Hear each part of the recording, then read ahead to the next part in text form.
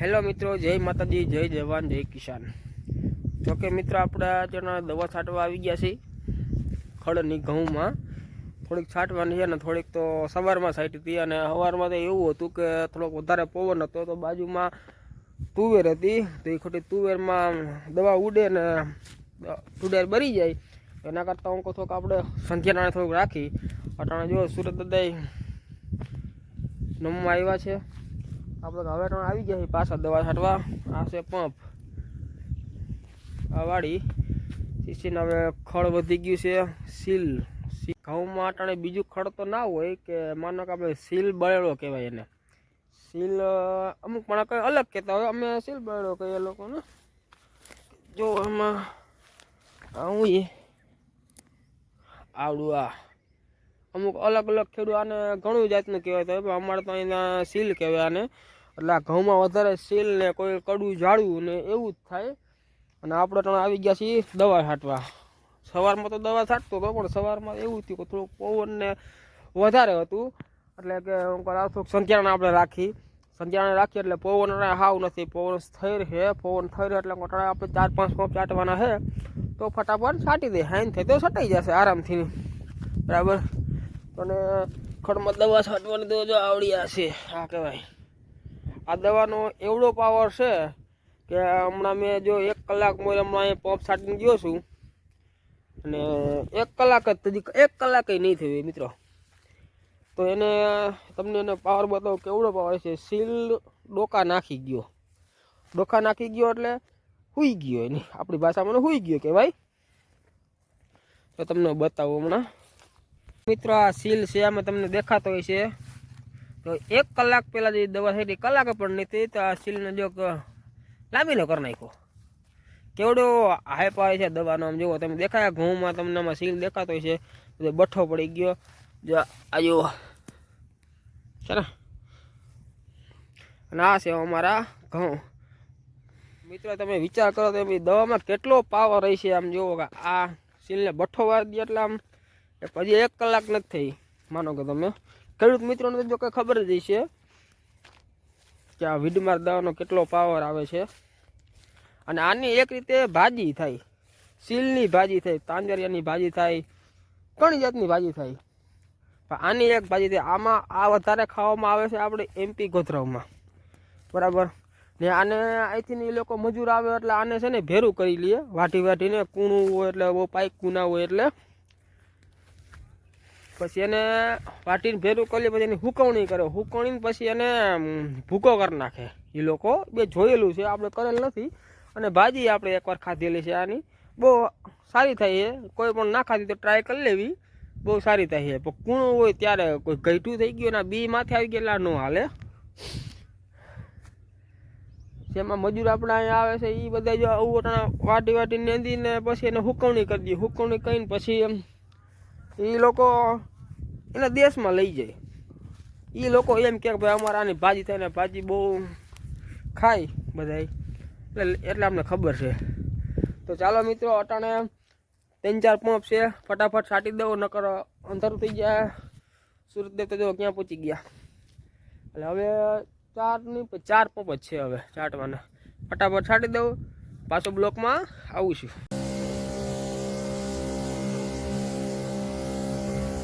જો મિત્રો, આ રીતની અમે દવા છાંટી છે, અને આ છે બાજુમાં તુવેર। હવે છેલ્લો પંપ છે, એટલે હું આ પવનની કારણે જો તુવેરમાં દવા આડીએ તુવેર બઠી પડી જાય। ચાલો મિત્રો, દવા છટાઈ ગઈ છે, આપણે 60 પણ થવા આવી છે। જુઓ 4 પંપ તો આમ ઘા ઝીકી દીધા, એટલે એવું હેલું પણ નથી હો 4 પંપ જીકવા। એ પણ તમને કહી દઉં, જે ખેડૂત પુત્ર હશે એને જ ખબર હશે કે આ 4 પંપ નાખવા એટલે હું હેલી વાત નથી। ઇન્સ્ટાગ્રામમાં જે વિડીયો બને ઠુમુક એમ વિડીયો ન બને, એ તો માથાથી પરસેવો હેઠો પગના તળિયા સુધી જાય ને તો એ 4 પંપ પડે મિત્રો।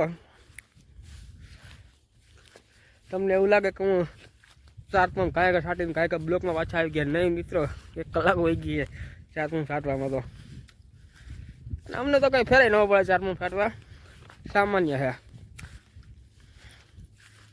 જો આ ઘઉં છે, ઘઉં ઘઉંમાં દવા છટાઈ ગઈ છે. હવે ઘડીક મારી તમને તુવેર બતાવી દઉં. આ છે અમારી તુવેર, માપે મેળે છે, બહુ નથી મોટી, 35 છે. એટલે વરસાદ ફૂલ હતો એટલે 35 વાવેલી છે. નકર તો આમ હાંઢિયા લીધી તો તુવેરમાં દેખાય નહીં. હાંઢિયો એવડી એવડી તમારી તુવેર બને, પણ ઊણ માપે છે. બરાબર. જો મિત્રો અમારો બ્લોગ તમને ગમ્યો હોય તો લાઇક, શેર ને સબસ્ક્રાઈબ જરૂર કરજો. મિત્રો એક વાત મને પણ યાદ આવી છે એટલે તમને કહી દઉં છું. ફાલતુ વિડીયો છે ને, ફાલતુ વિડીયો ઘણા શેર કરે, લાઈકો પણ બહુ કરે. ફાલતુ વિડીયો, જે સારું કામ કરતો હોય કોઈ પણ, બધાની વાત છે, કોઈ સારું કામ કરતો હોય કે કોઈ ધર્મનું કામ કરતો હોય, એનામાં એટલું ખરાબ એને કે ને કે આ વિડીયો તમારે બનાવી ના મોકલાય ને કોઈ ગુપ્તમાં દાન કરો ને. અરે ગુપ્તમાં કરે કે પછી ગમે એમ કરે, દાન તો કરે છે ને. એ જેમ કરે એમ તમને ખબર છે ને માર્કેટમાં શું હાલે. એ સારું કામ કરતો હોય ને હંમેશા મિત્ર સપોર્ટ કરો. બરાબર. કોઈ ઇન્સ્ટાગ્રામમાં વિડીયો સારો બનાવતો હોય તો સારો એને સપોર્ટ કરો. આ તો 3 દાંત બાઈને દેખાતા હોય ને વાળ તો આમ આમ જ્યાં ને ઉઠતા હોય, એને તો જોવો તો લાઈક ને ઓહો કંઈ ઘટે નહીં. જો આપણે કોઈ ગામના ઓટોવાળા નથી, મહેનત કરી અને ખાઈ છીએ અમે, કોઈનું લેતા નથી, હરામનું મહેનત કરીને ખાઈ છીએ. તો મિત્રો આ અમારા ઘઉં છે. આ તો હું બધાની વાત કરું તો કેટલાક કિસાનો દુઃખી પણ છે અને એને ઘરમાં ખાવાનું ઘટતું નથી. ભગવાન અમે રોટલો દઈ બધાને, અને માણસ આમને તું કરે.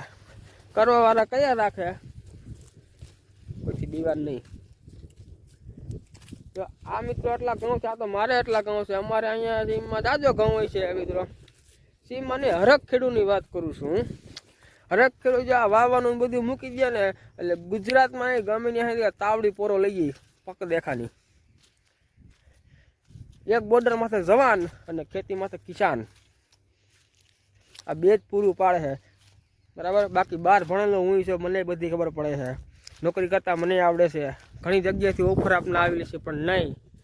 મારો બાપ ખેડૂત છે, મારા દાદા ખેડૂત હતા અને હું ખેડૂત થઈને મારા આવનાર છોકરા પણ ખેડૂત થાય. અમારે કાંઈ કોમ્પ્યુટર રાખવા જવા નથી ક્યાંય. એટલે કદાચ સુખી જિંદગી જો 1 નંબર છે. કેવી મજા આવે, ફૂલ ઠંડી હવા, આહા કાંઈ કરે વગર એસી એ.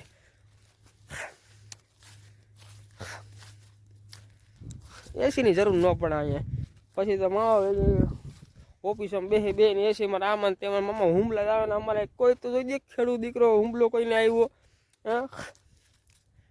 સવારે 4 રોટલી સિરાવીને નીકળ્યો હોય, બપોરે 3 લાડવા દેજો, 3 લાડવા ભેગા ખાઈ લે ને 2 રોટલા ભેગા ખાઈ જાય. કારણ કે પરસેવો પાડી છે અમે. નકરા ઇન્સ્ટાગ્રામમાં કે ગમે ને વિડીયો નથી બનાવતા નકરા.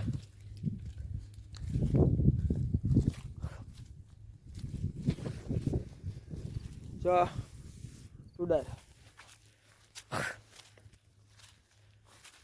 આમાં ઘઉં છે, એ 7 વીઘાના ઘઉં છે.